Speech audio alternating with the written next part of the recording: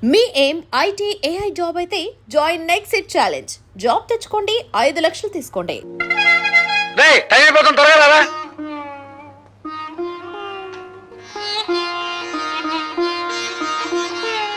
భార్గవ, ఉద్యోగానికి వెళ్లే ముందు మీ నాన్నగారికి ఒక్కసారి నమస్కారం చేయరా. భార్గవ, శుభమా అని ఉద్యోగానికి వెళ్లే మొదటి రోజు ఈ అమ్మ కోసం మీ నాన్నగారికి ఒక్కసారి నమస్కారం చేయలేవా?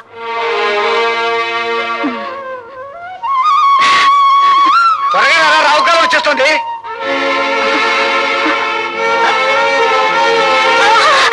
అమ్మా అమ్మా అమ్మా, ఏమైందిరా? ఏమైందో తెలియదురా.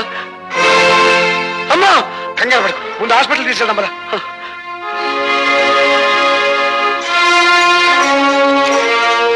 పేషెంట్ తాలూకు ఎవరైనా ఉన్నారు ఇక్కడ? నేనే సార్. ఆవిడ మా అమ్మ. ఆవిడ గర్భాశయంలో పుండు పడింది. దాన్ని వెంటనే ఆపరేషన్ చేసి తీసేయకపోతే క్యాన్సర్ గా మారే ప్రమాదం ఉంది. అయితే వెంటనే ఆపరేషన్ చేయండి డాక్టర్. వెల్, ఆపరేషన్ చేయాలంటే 5,000 ఖర్చు అవుతుంది. వెంటనే 3,000 కట్టాలి. డాక్టర్, గంటలో ప్రపంచం యొక్క భౌతిక స్వరూపం ఎలా ఉంటుందో చెప్పగల మేధస్సు ఉంది మావాడికి. కానీ గంటలో అన్ని వేలు అప్పు తేగల సామర్థ్యం లేదు డాక్టర్.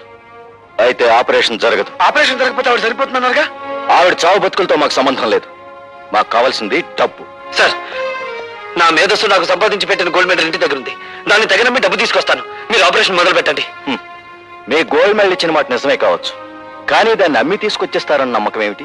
సార్, ఇది ప్రభుత్వం నాకు పంపించిన అపాయింట్మెంట్ ఆర్డర్. ఇది లేదంటే నేను జాయినింగ్ రిపోర్ట్ ఇవ్వలేదు కదా. ఇది మీ దగ్గర పెట్టుకుని ఆపరేషన్ మొదలు పెట్టండి. సారీ, ఇది లేకపోయినా డూప్లికేట్ చూసైనా మిమ్మల్ని జాయిన్ చేసుకోవచ్చుగా.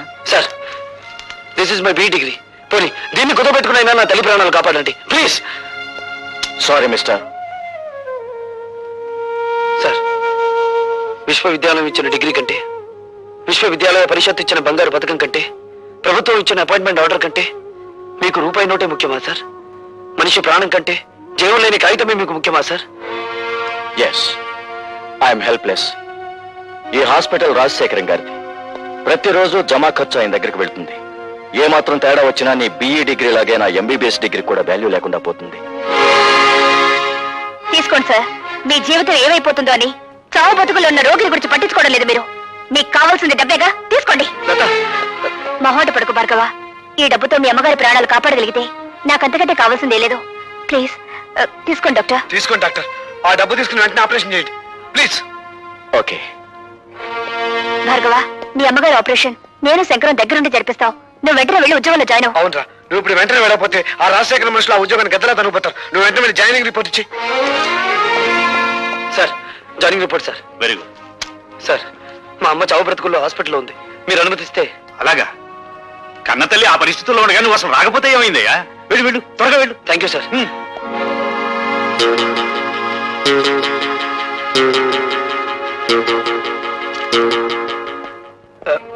Excuse me doctor. ఏం మాట్లాడకుండా వెళ్ళిపోతున్నారే? శవాన్ని బయటికి తీసుకొస్తున్నారు. వెయిట్ చేయండి.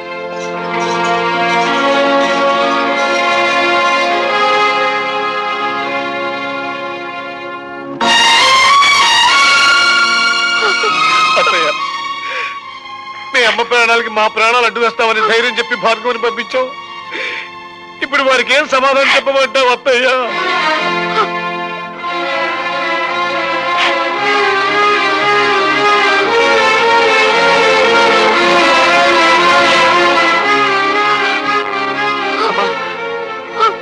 అమ్మా అమ్మా అమ్మా, మీ అమ్మగారి ఆఖరి చూపు కూడా నీకు దక్కకుండా చేశావు. నన్ను క్షమించు. లత, నాతో ఆడుకోవడం విధికి అలవాటైపోయింది. కన్నీళ్లు కాటికి వెళ్లే అమ్మ ప్రయాణాన్ని ఆపలేవు.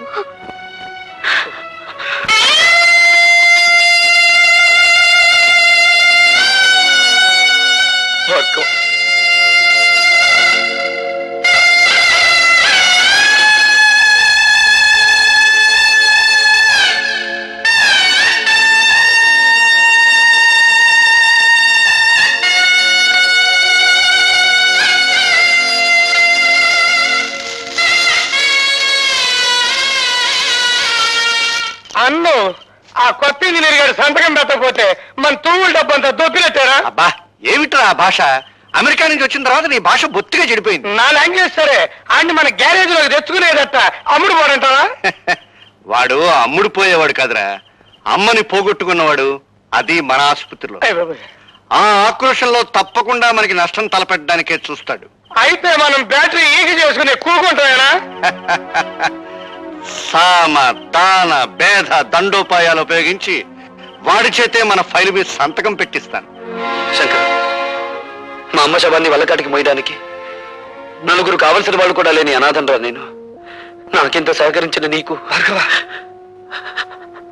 యుద్ధం చేయకపోతే వాడు స్నేహితులు కాదురా, కాలాన్ని శాసించగల మేధావి నువ్వు కన్నీళ్ళు పెట్టకూడదు. చీమ కొడితే అమ్మ అనే మానవ జన్మరామంది. ఆవిడ భవబంధాలు తెంచుకుని వెళ్ళిపోయినంత మాత్రాన అమ్మా అనే పదాన్ని నన్ను మర్చిపోమంటావా? భవబంధాలు ఇంకా తెగిపోలేదు భార్గవ. ఆవిడ అస్థికల్ని పవిత్ర నదీ జలాల్లో నిమజ్జనం చేయాలి. పద.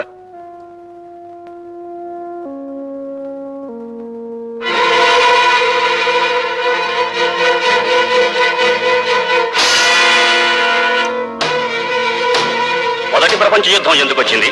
ఒక డాక్టర్ నిర్లక్ష్యం వల్ల.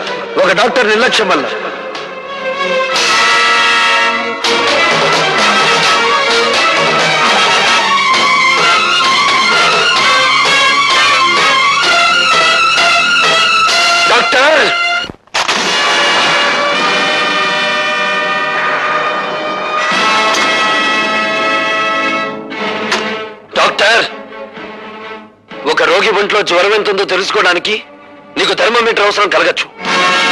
ఒక పేషెంట్ ఒంట్లోని రక్తపు పోటును రీడ్ చేయడానికి నీకు బీపీ అపారటస్ అవసరం ఉండొచ్చు. కానీ మా అమ్మను నువ్వే చంపావని చెప్పడానికి నాకు థర్మోమీటర్ అక్కర్లేదు, బీపీ అపారటస్ అంతకన్నా అవసరం లేదు. నీ ముఖానికి పెట్టిన చెమట చెప్తుంది నువ్వు ఆ తప్పు చేశావు అని. మా అమ్మ కడుపులో నుంచి బయటపడ్డప్పుడు నేను ఎలా ఉన్నానో నేను చూడలేదు. కానీ బూడిదైపోయిన మా అమ్మ కడుపులో నుంచి బయటపడ్డ ఈ కత్తెరను చూశాను. దీన్ని నువ్వే ఆవిడ కడుపులో పెట్టి మర్చిపోయి కుట్లు కుట్టేశావు కదూ? Yes! నన్ను చంపొద్దు. ఏ, నీ ప్రాణం మీద నీకు అంత తీపిగా ఉందా? మనిషిని కాపాడటానికి నీ జీవితాన్ని ధారపోస్తానని మానవత్వ శాస్త్రం మీద ప్రమాణం చేసి వచ్చిన నువ్వు మాట తప్పావు. అందుకే నేను మానవత్వ పంచులు దాటి నలరూప రాక్షసుడుగా మారి మా అమ్మను అన్యాయంగా మట్టిలో కలిపిన నిన్ను మట్టిలో కలిపేస్తాను.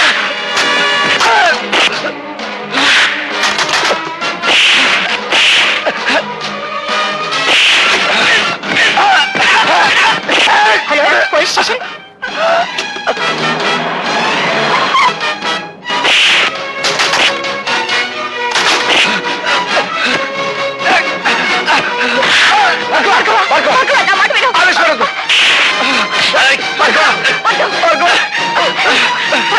వదలండి, నన్ను ఆపకండి. కనిపించే దేవుళ్ళు అనుకునే డాక్టర్లకే మచ్చ తెచ్చే నీచుడిని చంపనివ్వండి. నా తల్లిని అన్యాయంగా చంపిన వీడికి నన్ను శిక్ష వేయనివ్వండి.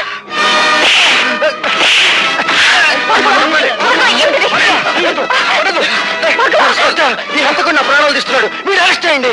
నేను కాదు హంతకుడిని, మనుషుల ప్రాణాలు తీసి నువ్వే హంతకుడివి. 5,000 లంచం తీసుకునే కిరాయి హంతకుడివి నువ్వేరా? నువ్వే. కమాన్ కమాన్. ఇన్స్పెక్టర్, ఆర్ఎస్ నర్సింగ్ హోమ్ లో ఎవరో డాక్టర్ ని హత్య చేయబోయారట. ఎస్ సార్, అతను అరెస్ట్ చేసి తీసుకొచ్చాం. పిలిపించు.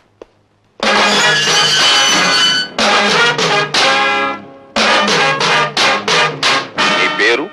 భార్గవ. నువ్వా? మీ అన్నయ్యను కాపాడినప్పుడు చట్టానికి చుట్టాన్ని, ఇప్పుడు చట్టానికి ముద్దాయిని. అంటే నువ్వు చేసింది నేరం కాదంటావా? చీఫ్ ఇంజనీర్ గారిని చంపుతున్న మనుషుల్ని ఒకప్పుడు కొట్టాను, ఇప్పుడు తప్పు చేసిన డాక్టర్ని కొట్టాను. అది నేరమైతే ఇది నేరమే. ఆపరేషన్ జరిగిన తర్వాత పేషెంట్ ప్రాణం పోతే అది హత్య కాదు. అంటే మనుషుల్ని చంపడానికి మీరు డాక్టర్లకు ఇచ్చిన లైసెన్స్ అది? మీకు నేరస్తుల్ని కొట్టడానికి లైసెన్స్ ఉన్నట్టే వాళ్ళకి మనుషుల్ని చంపడానికి లైసెన్స్ ఉంది. జడ్జీలకు దోషి ఎవరో నిర్దోషి ఎవరో తెలియకపోయినా శిక్ష వేసే లైసెన్స్ ఉంది. Am I correct? You are talking something nonsense. ప్రశ్నించడం ప్రజాస్వామ్యంలో ప్రథమ హక్కు, dear police officer. Of course, కానీ మూర్ఖంగా ప్రశ్నించడం ప్రజాస్వామ్యం కాదు. నీ తల్లిని డాక్టరే హత్య చేశాడనడానికి నిదర్శనం ఏమిటి? అందుకు సాక్షులు ఎవరు? నేనే. బేబీ, క్షమించండి డీసీపీ గారు, ఇది పోలీస్ స్టేషన్.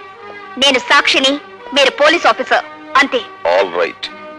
ఇంతకీ ఏమిటి మీరు చెప్పే సాక్ష్యం? చెప్పే సాక్ష్యం కాదు, తెచ్చిన సాక్ష్యం.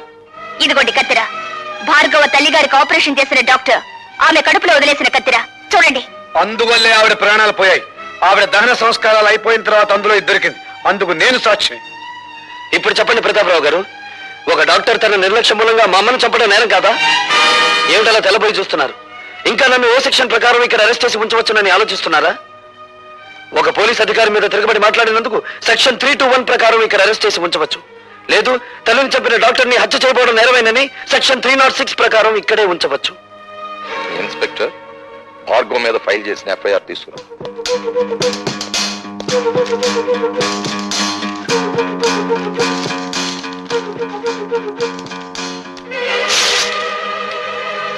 Mister Bhargava, you can go. బాబాయ్, ఇది ఇల్లు కాదు, police station. I'm sorry DCP గారు. Thank you very much. Your most welcome. ఆ కుర్రవాణ్ణి రిలీజ్ చేసి చాలా మంచి పని చేసావు తమ్ముడు. ఆ రాజశేఖర్. ఆగిపోయావేం భానుజీరావు? నమస్కారం అండి. చిచి, నీ ఇంట్లో కాఫీ తాగడం నాది బుద్ధి తప్పు. శభాష్, ఇప్పుడు నా అన్నం అనిపించుకున్నాం. నాకు మర్యాదలు చెయ్యకపోతే నేనేం బాధపడను భానుజీరావు, కానీ ఇప్పుడు చెప్పబోయే పని చెయ్యకపోతే ఆగ్రహించవలసి వస్తుంది. మర్యాదగా కాగితం మీద సంతకం చెయ్యి. ఏమిటది? ఆ భార్గవ్ గారి ఊస్టింగ్ ఆర్డర్. ఎందుకు హూస్ చేయాలి?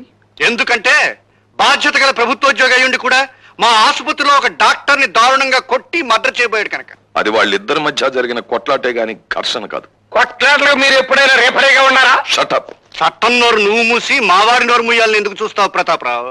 ఆ భార్గవ్ గారి మీద ఏ సెక్షన్ ప్రకారం చర్య తీసుకోవాలో కావాలంటే నేను నీకు చెప్తాను. ఏదో ఒక సెక్షన్ ప్రకారం ప్రతి మనిషి మీద యాక్షన్ తీసుకుంటే ఈ దేశంలో ఉన్న చాలా మంది రాజకీయవేత్తలు అసెంబ్లీలోనూ పార్లమెంటులోనూ ఉండరు, జైళ్లలో ఉంటారు. నేను జైల్లో ఉండొచ్చిన వాళ్ళమేలే. గర్వపడిపోకండి, అక్కడికే పంపిస్తాం, మళ్ళీ తిరిగి రాకుండా. ప్రతాపరావు, ప్రతాపరావుని గనుకే చెప్తున్నాను. నడి రోడ్డు మీద చిందిన ఆ ఇంజనీరు రక్తం నా కళ్ళల్లో కదలాడుతూనే ఉంది. నా కళ్ళు మిమ్మల్ని వేటాడుతూనే ఉన్నాయి. మామూలు వేట కాదు, రాజకీయ వేట. ఓకే ఓకే, నేను చూస్తాను. అన్నా తమ్ముడు. అట్లాగే.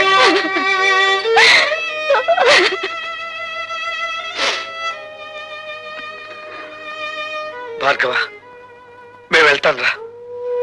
శంకర్, పసితనంలో తండ్రి మోసం చేసి వెళ్ళిపోయాడు. ప్రయోజకుడయ్యానని తెలిసిన మరుక్షణం అమ్మ మోసం చేసి వెళ్ళిపోయింది. ఇక నన్ను ఒంటరివాణ్ణి చేసి మీరు కూడా వెళ్ళిపోతారా? వెళ్ళిపోండిరా, వెళ్ళిపోండి. భార్గవ, అభిమానం కోసం ఆప్యాయత కోసం ఆరాటపడే నీ మనసుకి ఏ లోటు రానివనరా. ఈ రోజు నుంచి నేను పద్మ ఇక్కడే ఉంటాం, నీతోనే ఉంటాం, సరేనా? థ్యాంక్స్ రా శంకర్.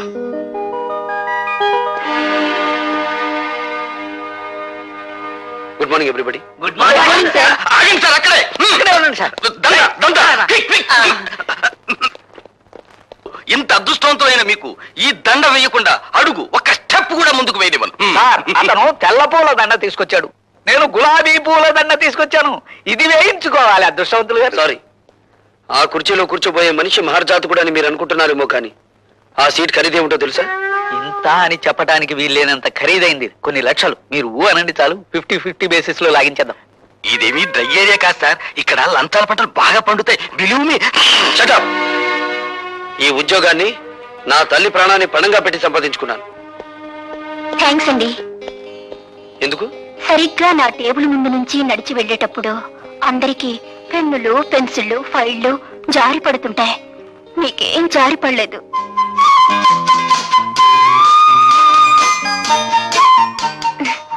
ఐసి, రేపటి నుంచి ఎవరి పెన్నులు పెన్సిళ్ళు జారి పడకుండా నీకు ఒక తారక మంత్రం చెప్తాను. అలాగే సార్. ఆగండి బాబు, ఆగండి. కోడి కూసినప్పుడు లెగిసి కట్టెత్తనే ఉన్నా ఈ దండ మీరొక్కసారి వంగుంటే ఈ దండ వేసుకుంటా.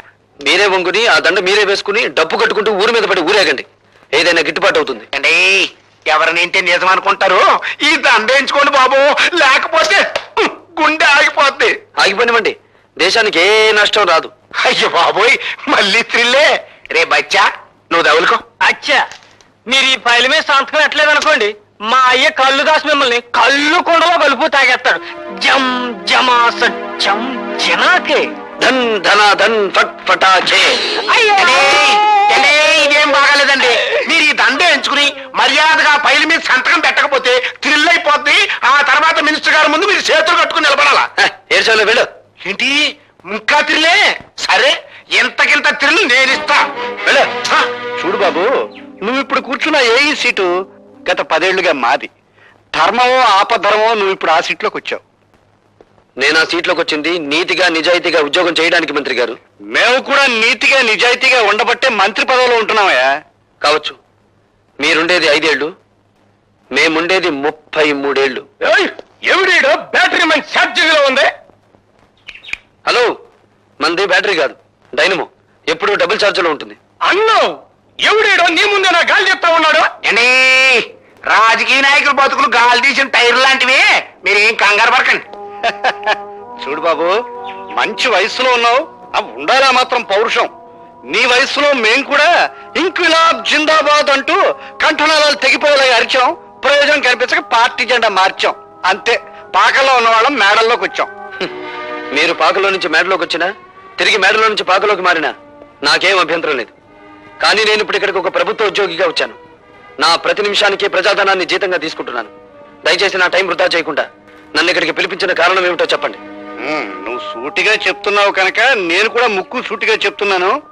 మా తాలూకు ఫైళ్లు ఏవి నీ టేబుల్ మీదకి వచ్చినా ఆలోచించకుండా సంతకం పెట్టాలి. ఊరికి అనుకో, మాకు డబ్బులు కూడా ఇస్తాం. ఏంటి తొందరపడి కాదనేవు గనక ఈ ఊరే ఇడిచిపెట్టి వెళ్ళిపోవాల్సి వస్తే. ఈ ఊరే కాదు, ఈ రాష్ట్రంలోనే ఉండవు. మీ బెదిరింపులకు భయపడితే ఏమవుతుంది? నేను చదువుకున్న ఇంజనీరింగ్ చదువు సిగ్గుపడుతుంది. సో నేను మీకు లొంగను, బెదరను, లోబడను. That's all. శాబాష్, భావి భారత నాయకుడిలాగా మా గొప్పగా మాట్లాడే. ఎట్టగరా నేను తట్టుకునే పొట్ల గిత్తలాగా ఉన్నాడు. దీని గురించి ఇంత ఆలోచన ఎందుకంటే మీరు అనండి, మన కాళ్ళు దాసిన పంపించి తిరిగి చేసేస్తాను. అన్నానయ్యా.